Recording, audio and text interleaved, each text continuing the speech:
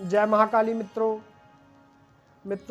आज हम आपके लिए एक अप्सरा साधना लेके आए हैं, जिसे करने के बाद साधक के ऊपर अगर तंत्र है, भूत प्रेत जिन मशान कुछ भी है, धन की प्राप्ति उसे होती ही नहीं है। बहुत ज़्यादा मेहनत करता है, जॉब करता है, बिजनेस करता है, लेकिन धन की प्राप्ति उस व्यक्ति को नहीं होती, उस साधक को नहीं होती, और उसके रास्ते बंद हैं। यदि किसी भगत तांत्रिक द्वारा बंधन भी लगा रखा है अगर, तो वो बंधन भी ऑटोमेटिक खुलने लग जाता है अगर आप इस साधना को कर लेते हैं। तो करना क्या है, मैं वीडियो में पूरी जानकारी दूंगा, तो वीडियो को लास्ट तक जरूर देखना ताकि आपको पूर्ण रूप से समझ में आए और जब भी आप करने बैठो तो आपसे कोई भी गलती ना हो। पुष्प देहा अप्सरा है, साधक के लिए बहुत ही तीव्र गति से कार्य करती है, और जो साधक इस साधना को पूर्ण कर लेता है उसके पास वो पत्नी रूप में, प्रेमिका रूप में आती है। साधक चाहे तो माता रूप में भी पुकार सकता है, लेकिन पुष्पदेहा जो है इतनी सुंदर है, सर्व सुंदरी, आप हाथ लगाओ तो मैली हो जाए ऐसी है। और जब आप ये साधना करेंगे तो आपको इसकी ऊर्जा महसूस भी होगी। पूर्ण विधि आपको इसमें बताई जाएगी। साधना करते समय अगर आपके पास कोई स्त्री 11 दिन की साधना है, 8वें दिन 7वें दिन कोई स्त्री आपके पास आके बैठ जाती है अगर, तो डरने की आवश्यकता नहीं है। आपने देख लिया है, लेकिन अपना मंत्र जो है बीच में छोड़ना नहीं है। मंत्र जब वो आपसे बात करने की अवश्य ही कोशिश करेगी, लेकिन आपको जवाब बिल्कुल भी नहीं देना, क्योंकि मंत्र जब पूरे करने आवश्यक है उसी के बाद आपका हक होता है बात करने का। नहीं तो आपने बीच में अगर छोड़ दिया और बात करने लग गए तो परेशानियों का सामना करना पड़ सकता है। इसीलिए हम बता रहे हैं आपको कि अगर कोई स्त्री साधना के दौरान आपके पास आके बैठ जाती है तो बीच में मंत्र जाप छोड़कर उससे बात करनी नहीं है बिल्कुल भी। वो आपसे बात करने की अवश्य ही कोशिश करेगी। और जिस साधक को भय नहीं लगता, डर नहीं लगता, वही इस साधना को करे। अन्यथा कई व्यक्ति होते हैं जो डर जाते हैं और छोड़ देते हैं बीच में, फिर कहीं ना कहीं उनके ऊपर नकारात्मक ऊर्जा का प्रभाव होता है। इसीलिए छोड़नी नहीं है साधना। जो भी व्यक्ति करे पूर्ण रूप से सिद्ध करे इस साधना को, पूर्ण रूप से पुष्प देहा अप्सरा को सिद्ध करे। शरीर लेकर आती है अप्सरा, जो है अपना शरीर लेकर आती है, एकदम स्त्री की तरह आपके पास 24 घंटे रहती है।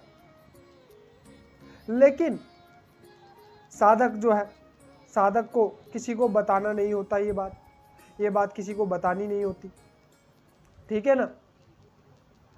जो भी साधक करे पूरी करे, अन्यथा ना करे।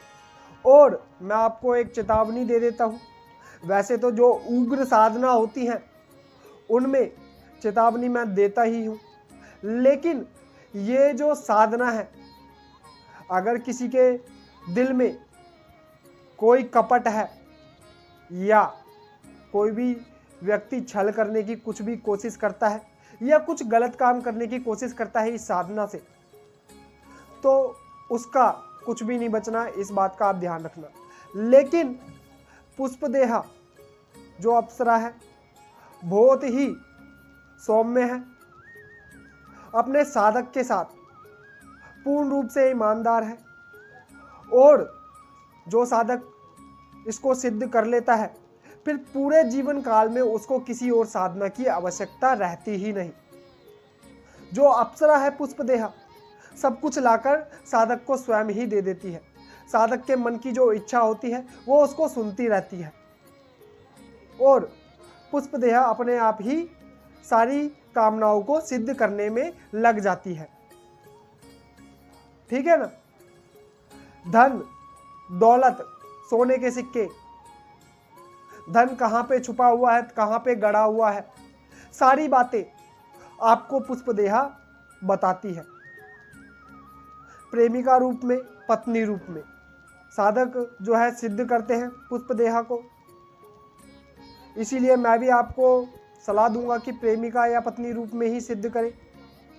इसके अतिरिक्त मंत्र जप आप जब करेंगे तो ऊर्जाएं तो बहुत सारी आती है, नकारात्मक और सकारात्मक दोनों ही आती हैं, लेकिन पुष्पदेहा जब आपके पास आएगी तो एक सौम्य रूप में आएगी, सौम्य शक्ति आएगी आपके पास, और आपको बहुत ही ज़्यादा आनंदित होने लगेगा। ठीक है ना। तो विधि जान लेते हैं, चलो विधि बताते हैं। करना क्या है, साधना में विधि जान लेते हैं। सर्वप्रथम आपको एक आसन लगाना है। आसन जो है लाल कलर का होगा और पूर्व दिशा की तरफ मुख करके बैठना है। अपने सामने एक बाजू ओट लगाना है, पटरा यानी कि उस पर पीले कलर का वस्त्र बिछा सकते हैं।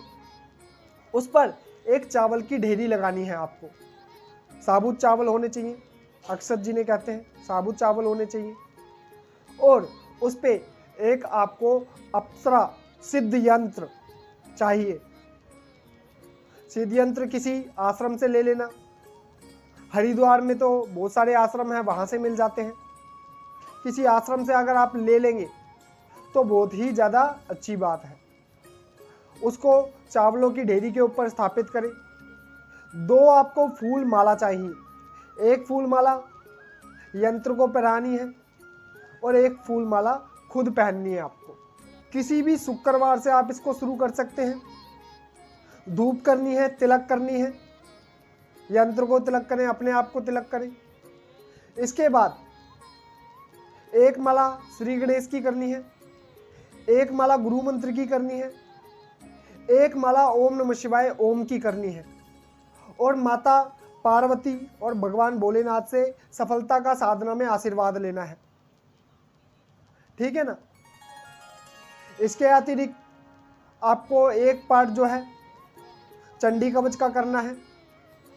उसके बाद आपको हाथ में जल और अक्षत लेकर संकल्प लेना है कि हे पुष्पदेहा अप्सरा, मेरा नाम ये है, गोत्र ये है, पिता का नाम ये है, रहने वाला यहाँ का हूँ, ये बताना है। और मैं आपकी 11 दिन की साधना करूँगा और 5 माला का आपका रेगुलर मंत्र जाप करूँगा। इसमें मुझे सफलता का आशीर्वाद दो और मेरे लिए तुरंत मेरे पास आ जाओ। ऐसा कह के जल और अक्षत जमीन पर छोड़ देने हैं।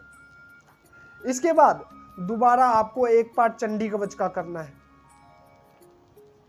11 दिन की साधना है, किसी भी शुक्रवार से कर सकते हैं।